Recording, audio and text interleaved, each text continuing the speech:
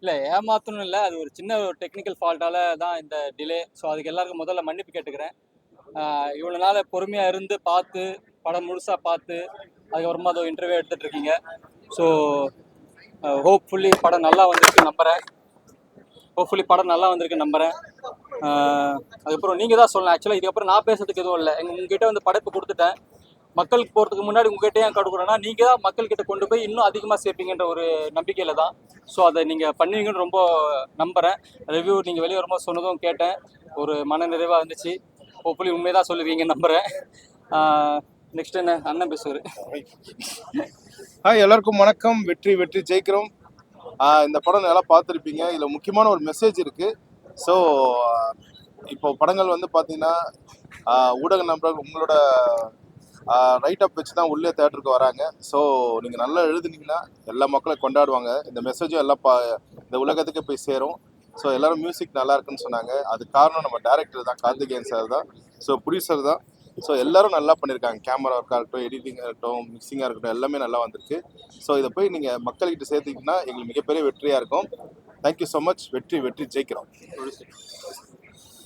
எல்லாருக்கும் வணக்கம். இவ்வளோ நேரம் அமைதியாக இருந்து லேட் ஆனாலும் ஃபுல்லாக முடிச்சுட்டு பண்ணுறதுக்கு ரொம்ப நன்றி. பல தடைகளை தாண்டி இந்த பணத்தை வெளியே கொண்டு வந்திருக்கோம். நீங்கள் பார்த்துருப்பீங்க எவ்வளோ கஷ்டப்பட்டுருப்போன்ட்டு. எல்லோரும் நல்லபடியாக எழுதி எங்கள் கூட இருந்து சப்போர்ட் பண்ணணும்னு எல்லாருக்கும் நன்றி. எல்லாருக்கும் நன்றி. இந்த படத்தை வெயிட் பண்ணி பொறுமையாக பார்த்ததுக்கு ரொம்ப நன்றி. இதுக்கப்புறம் நீங்கள் தான் வந்து கொண்டு போய் எல்லாருக்கும் ரீச் பண்ண வைக்கணும். கரண்ட்டில் நடக்கிற ஒரு ஸ்கேம் பற்றி தான் இந்த படம். ஒரு 4 ஸ்கேம் இருக்கும். படம் போர் அடிக்காது, இன்ட்ரெஸ்டிங்காக போகும். அதனால் கண்டிப்பாக எல்லாருக்கும் பிடிக்கும் நம்புகிறேன். தேங்க்யூ. இப்போ நம்ம கரண்ட் சுச்சுவேஷன்ல நடக்கிற ஸ்கேம்ஸ் பத்தி தான் படம் எடுத்திருக்கோம். ஸோ வந்துட்டு உங்களுக்கு கன்ஃபார்மாக போர் அடிக்காதுன்னு நினைக்கிறேன். அண்ட் சின்ன கேரக்டர் தான் பண்ணியிருக்கேன். பெருசா ரெகக்னைசேஷன் வந்துட்டு முகம் தெரியுமான்னு தெரியல, பட் நல்லா இருக்கும் படம். எல்லாருமே வந்து என்ஜாய் பண்ணுவீங்க. ஸோ பாருங்க. தேங்க்யூ. பேசுறேன். எல்லாருக்கும் வணக்கம். என் பேர் ஜெயஸ்ரீ பினிராஜ். ஃபர்ஸ்ட் நீங்கள் எல்லாரும் பொறுமையாக கொஞ்சம் டைம் ஆனதும் பெருசுப்படுத்தாமல் இருந்து வெயிட் பண்ணி பார்த்ததுக்கு ரொம்ப தேங்க்ஸ். நான் இங்கே இந்த இடத்துல மிஸ்டர் கார்த்திஸ்வரனுக்கு நன்றி சொல்ல விரும்புகிறேன். எனக்கு இப்படி ஒரு ஆப்பர்ச்சுனிட்டி கொடுத்து ஒரு ஓப்பனிங் கொடுத்துருக்காரு. அதே மாதிரி உங்களோட விமர்சனம் இங்கே இருக்க எங்கள் எல்லாருக்குமே அடுத்த லெவலுக்கு கொண்டு போகிறதுக்கு உதவணும்னு நான் எல்லாருமே வேண்டிக்கிறேன். தேங்க்யூ. வணக்கம். First of all thank you. இவ்வளோ சப்போர்ட் பண்ணுறீங்க, அதுக்கு ரொம்ப நன்றி. எல்லாத்துக்குமே ரொம்ப thanks. Director, producer, music director, DOP, co directors எல்லாத்துக்குமே ஒரு மிகப்பெரிய நன்றி. படம் உங்ககிட்ட கொடுத்தாச்சு, நீங்கள் சப்போர்ட் பண்ணுங்கள், சப்போர்ட் பண்ணுவீங்க நம்புகிறேன். புது படமாக இருக்கட்டும், சின்ன படங்களாக இருக்கட்டும், மீடியா சப்போர்ட் பண்ணால் எந்த படமும் தோக்காதுன்னு நான் நம்புகிறேன். பட் ஹோப்ஃபுல்லி கொஞ்சம் சப்போர்ட் பண்ணுங்கள். நன்றி. எல்லாருக்கும் வணக்கம். ஃபர்ஸ்ட் ஆஃப் ஆல் எல்லாருக்கும் ஒரு நன்றி, அதுக்கப்புறம் ஒரு சாரி. எல்லோரும் வந்து இவ்வளோ நேரம் எங்களுக்காக ரொம்ப கோஆப்ரேட் பண்ணியிருக்கீங்க. அதுக்காக நான் ரொம்ப உங்கள் எல்லாருக்குமே நன்றி சொல்லிக்கிறேன். பட் இதில் பார்த்தீங்கன்னா ஒவ்வொரு கேரக்டருமே ஒவ்வொருத்தங்களுமே இதில் வந்து ஒவ்வொன்றுமே அனுபவிச்சிருக்கோம். எல்லாருமே எங்களோட சொந்த அனுபவம் கூட சொல்லலாம். அதை அந்த மாதிரி தான் நாங்கள் இது பண்ணியிருக்கோம். பட் இது வந்து உங்கள் கையில் கொடுத்தாச்சு, பத்திரமா கொண்டு போய் நீங்கள் எல்லாருக்கும் சேர்த்துருவீங்கன்ற நம்பிக்கை எங்களுக்கு இருக்குது. நல்லபடியாக எங்களை வெளில கொண்டு வாங்க. நன்றி. எல்லாருக்கும் வணக்கம். நான் தான் விஜய் டிவி நடிகர் அம்மன்புரம் சரவணன். விஜய் டிவி மேடையில் நிறைய பார்த்துருப்பீங்க. எனக்கு இந்த படத்தில் ஒரு நாகேஷ்ன்ற பேரில் எனக்கு வாய்ப்பு கொடுத்துருக்காரு. ஒரு காமெடி நடிகனா இதில் எல்லாருக்குமே பிடிச்சிருக்கும். இந்த படத்தில் கண்டிப்பாக படம் பார்த்தேன். இன்றைக்கி தான் ஃபஸ்ட் டைம் பார்க்குறேன் இந்த படத்தை. ஃபஸ்ட்டு டு எண்டு வரைக்கும் எனக்கு ஒரு திருப்தியாக இருந்தது. ஒரு படம் பார்க்குறோன்ற ஒரு ஃபீல் இருந்தது. நடுவில் எழுந்துச்சு போகணும் அந்த மாதிரி யாருக்குமே ஒரு மூடு இல்லாமல் எல்லாருமே ஃபஸ்ட் டு எண்டு வரையும் உட்காந்து பார்த்தீங்க. சந்தோஷமாக இருந்தது. இந்த படம் வெற்றி அடைய எல்லாருமே சப்போர்ட் பண்ணுங்கள். எல்லோரும் தேட்டரில் வந்து பாருங்கள். தேங்க்ஸ். அனைவருக்கும் வணக்கம். ஆக்டர் கோதை சந்தானம்.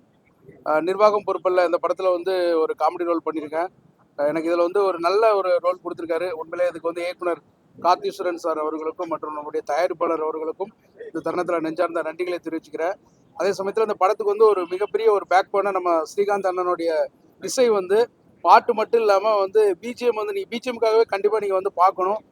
ஒரு சீனுக்குமே வந்து வித்தியாசமான பிஜிஎம் ஸ்கோர்ஸ்லாம் வந்து கொடுத்துருக்காரு.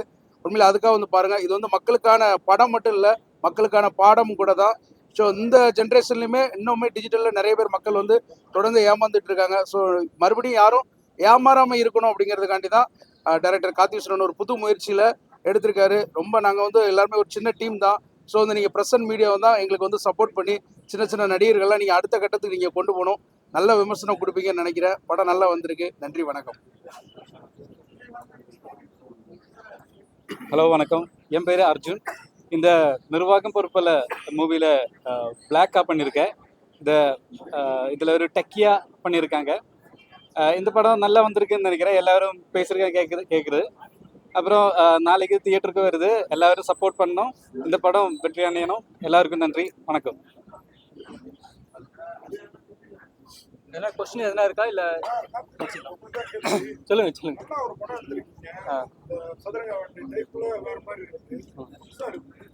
எல்லா முதல் படத்தை ஒரு பெரிய ஹீரோ பண்ணிட்டு அடுத்து நல்ல நடிக்க வருவாங்க. இப்பெல்லாம் ஏன் அவசரப்படுறீங்க? அந்த படத்துல வேற ஏதாவது ஹீரோ கேட்க முடியாது. ஆமாண்ணா, அதான் உண்மைண்ணா. ஒரு 3-4 ஹீரோ கிட்ட கதை சொன்னேன். எல்லாரும் வந்து 2 years பிஸி, 4 years பிஸி, 2 வருஷம் கழிச்சு பண்ணலாம் அப்படி தான் சொன்னாங்களே தவிர இமீடியட்டாக யாருமே பண்ணல. இது இமீடியட்டாக பண்ணால் தான் வந்து ரீச் ஆகுன்ற ஒரு விஷயம் தான். ஸோ அந்த டைமில் நான் வந்துட்டு அந்த ஹீரோஸ்க்குலாம் இந்த ஒரு 1 year 1.5 years ஆயிடுச்சு. இன்னும் அந்த ஹீரோக்கு ஒரு படமும் ரிலீஸ் ஆகலை. பட் ஏன் அப்படி சொன்னாங்கன்னு எனக்கு புரியல. ஸோ நிர்பந்தத்தில் தான் இதை நடிக்க வேண்டியதாக போச்சே தவிர இது நான் பண்ணணுன்றதுக்காக நான் பண்ணலை ஆக்சுவலாக.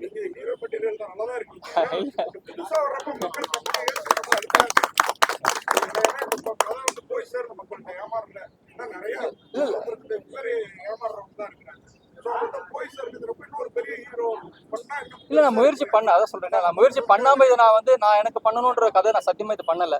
இது வந்து ஒரு ஸ்கேம், ஒரு 4 ஸ்கேம் வந்து அது மக்கள்கிட்ட கொண்டு போகிறோம், அதை வந்து பெருசாக கொண்டு போகணுன்றதாக தான் பண்ணேன். பட் அன்ஃபார்ச்சுனேட்லி நான் பண்ண வேண்டியதாகிடுச்சு. நிறைய பேர் பெரிய பெரிய ஆட்களை போட்டிருக்கீங்க. கண்டிப்பா. இல்லை, நான் வெயிட் பண்ணும்போது இப்போ அது சொன்ன ஸ்கேம்ஸ் எல்லாமே பழசாயிடும். அது பழசாயிடும், புதுசாக ஒரு ஸ்கேம் வந்துடுது. ஸோ அதுக்காக நான் திருப்பி ஸ்க்ரீன் பிளேலேருந்து எல்லாமே ரீரைட் பண்ணுற மாதிரி விஷயமா இருக்கே தவிர அந்தந்த அது சூட்டோட சூடாக பண்ணணுங்களா அந்த மாதிரி கதை தான். அது வந்து முடிச்சுட்டா தான் கரெக்டாக இருக்கும் அந்த டைமில். 10,000 கோடி அந்த மாதிரி படம் ஓடுறதுக்கு என்ன வச்சிருக்கீங்க? நீங்க தானே, வேற யாருன்னா இருக்கா? உங்களால மட்டும்தான் ஓட வைக்க முடியும், வேற யாராலும் முடியாது. நீங்க சொல்றது நீங்க எழுதுறது தான் தவிர வேற யாராலும் எதுவும் பண்ண முடியாது.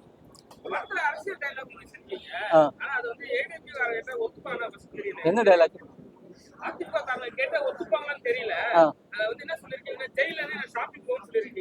ஆமா, போனாங்கல்ல, சிசிடிவி ரிலீஸ் ஆச்சு இல்லையா?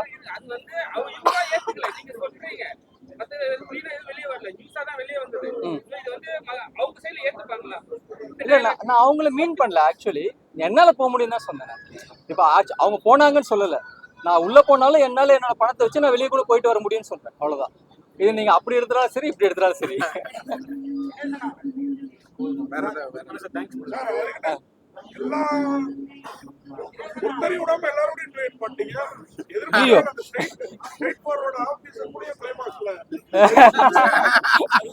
இல்ல, அதுதான் அந்த டைட்டிலே பார்த்திருப்பீங்க. நிர்வாகத்துல வந்து நீல வந்து ஒரு செஸ்ஸோட ராஜா இருக்கும், குதிரையில வந்து பொறுப்பாளர்ல வந்து குதிரை இருக்கும். அந்த குதிரை தான் அந்த போலீஸ் கேரக்டர், அந்த ராஜா தான் நம்ம கேரக்டர். ராஜா கடைசியில குதிரையை வந்து யூஸ் பண்ணி அதை தப்பிச்சு போறதுதான் விஷயம். அதுதான். இல்ல, அது அவங்க நம்ம பழைய ஃப்ரெண்டு தோஸ்து, அதனால அப்படியே கூட இருக்கிறதால விட்டோம். தேங்க்யூ. செக்ஸுவல் அஃபெக்ட் அந்த வந்து பிளாக் பாண்டியை காட்டினீங்கல்ல. ஆமா, நார்த் இந்தியன்ஸ் அது பெரும்பாலும் தமிழர்களை புரிய வச்சு ஏமாத்துறாங்க. கண்டிப்பா. அதை நீங்க வந்து ஒரு தமிழனை ஏமாத்துற மாதிரி இதை காட்டினீங்க. அது எப்படி நீங்க அதை வந்து இல்ல அதுல தான் அதை பார்த்துருப்பீங்க. லாஸ்டா ஒரு நான் இந்த கிளைமேக்ஸ் ஃபிளாஷ்பேக் சொல்லும் போது வந்து ஒரு விஷயம் சொல்லியிருப்பேன். மற்ற ஸ்கேம்ஸை பார்த்து நான் காப்பி பண்ணுன்ற ஒரு வார்த்தை சொல்லியிருப்பேன். அந்த விஷயம் நீங்க பார்த்தா தெரியும். அந்த ஃபிளாஷ்பேக் போது சொல்லியிருப்பேன். யார் யார் என்னென்ன ஸ்கேம் பண்ணாங்களோ அதை அப்படியே ரீக்ரியேட் பண்ணேன்னு தான் சொல்லியிருப்பேன். ஸோ அவங்கள பார்த்து நான் காப்பி அடிச்சிட்டேன், அவ்வளோதான். வடக்கர்கள் நம்மளுக்கு வந்து அதை சொல்லி கொடுத்துருக்காங்க எப்படி ஸ்கேம் பண்ணலான்னு சொல்லி. அதுதான். அதாவது இந்த டைலாக் சொல்ற மாதிரி தான், சட்டத்துக்குள்ள ஓட்டக்குள்ள சட்டம் இல்ல மாதிரி படத்துல மியூசிக் இல்ல, மியூசிக் உள்ளதான் படமே இருக்கு. அது இல்லைன்னா நேரம் இந்த படம் இவ்வளவு பூமா இருக்குமானே எனக்கு தெரியாது. அது எல்லாத்துக்கும் காரணம் அண்ணன் தான். அண்ணன் நான் ஆக்சுவலா வந்து இவருக்கு எல்லாமே குத்துக்கு ஃபேமஸ் சொல்லுவாங்க. நான் கூட இது போடும்போது கிங் ஆஃப் குத்துன்னு தான் போட்டேன். பட் இதுல வந்து ஒரே ஒரு இடத்துல கூட குத்து வரக்கூடாது, போக்கு வரக்கூடாதுன்னு ஃபுல்லா பாத்திருப்பீங்க. வெஸ்டர்ன் ஸ்டைல்ல ஒரு மாதிரி கிளாஸா கொடுத்துருப்பாரு. அதை நான் சொல்லவே இல்லை. படத்தை கொடுத்துட்டு இதுக்கப்புறம் உங்க பொறுப்புன்னு என்ன, அந்த பொறுப்பை வந்து கரெக்டா காப்பாத்திட்டு நிர்வாக பொறுப்புலன்னு சொல்லாம சட்டத்துக்குள்ளார ஓட்டுக்குள்ளார தான் சொன்னாருங்க. நம்ம எல்லாரும் அம்பேத்கர் அவரை வந்து கொண்டாடிட்டு இருக்கோம். இப்படி ஒரு டைலாக் இருக்கா, அது வந்து பாதிக்காதா? ஒருவேளை இன்னைக்கு உள்ள நிலைமைக்கு இல்ல அப்படி இல்லைன்னு சொல்ல வரீங்களா? இல்ல இருக்குது. அவ்வளவுதான். நீங்களே ஒத்துக்கிட்டீங்களா, அப்புறம் என்ன இருக்கு? இல்ல அதுதானே உண்மையே கூட. இப்ப எத்தனை பேர் நான் தண்டனை அனுபவிச்சுட்டு இருக்காங்க. ஒரு பிராங்காவே சொல்றேன், ஆரோத்தரா ஐஎஃப்எஸ் எவ்வளவு விஷயம் நடந்துச்சு. எத்தனை பேர் ஜெயில இருக்காங்க அதோட ஓனர்ஸ். எல்லாத்துலயும் மாற்றம் வர்ற மாதிரி சட்டத்திலயும் வரணும். டெஃபினட்டா வரணும்.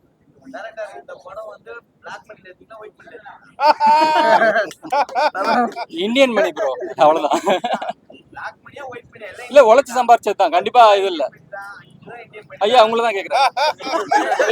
இவர் தான் ப்ரொடியூசரு, இவர் தான் காசு கொடுத்தாரு. நீங்க இந்த கேள்வி இவர்கிட்ட கேட்கறதா நியாயமான விஷயம். எல்லாமே வெயிட் பண்ணி தான் போய் எல்லாமே வெயிட் பண்ணி தான் கம்பெனி வச்சிருக்காரு. அதுல வந்த பணத்துல தான் எடுத்துமே தவிர லாக்கா எதுவும் கிடையாது. இன்னும் நிறைய காப்பி பண்ணலாம்னு சொல்றீங்க.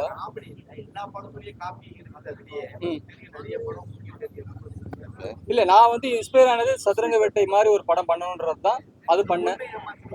எந்த பொண்ணு? ஆமா ஆமா. இல்ல நான் அவனிலே பேட்டர்ன் ஆக்சுவலா அந்த கன்சைன்மெண்ட் ஸ்கேம்னு ஒரு விஷயம் இருக்கு. அதாவது உங்க பார்சல் வந்திருக்கு, இதை காசு கட்டி எடுத்துக்கன்னு. அதை கொஞ்சம் எலாபரேட்டா வெறும் பிளைனா சொன்னா போர் அடிக்குமேன்னு சொல்லி அதுல ஒரு லவ் மேட்டர் வச்சுன்னு தவிர அது நான் அவனிலே பேட்டர்ன்ல பண்ணணும்னு பண்ணல. அதான் கண்டிப்பா.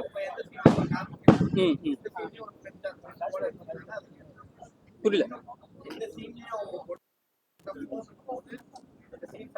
இல்ல அதுக்கு முன்னாடி ரொம்ப டீட்டெயில் கொடுத்துட்டா இன்னும் ஒரு அரை மணி நேரம் படம் போகுமேன்றதுக்காக அதை வந்து மாத்தி அது அவங்க கதை சொல்ற மாதிரி கொஞ்சம் மாத்தி விட்டோம். எல்லாம் அவங்க லவ் போர்ஷன்ஸ் கொஞ்சம் எக்ஸ்டெண்ட் பண்ற மாதிரி தான் ஐடியா இருந்தது. ஸோ அது வேண்டாம், கொஞ்சம் படத்தோட லென்த் கருதி குறைச்சிட்டோம், அவ்வளவுதான். ஓகே, எல்லாருக்கும் நன்றி. Thank you very much.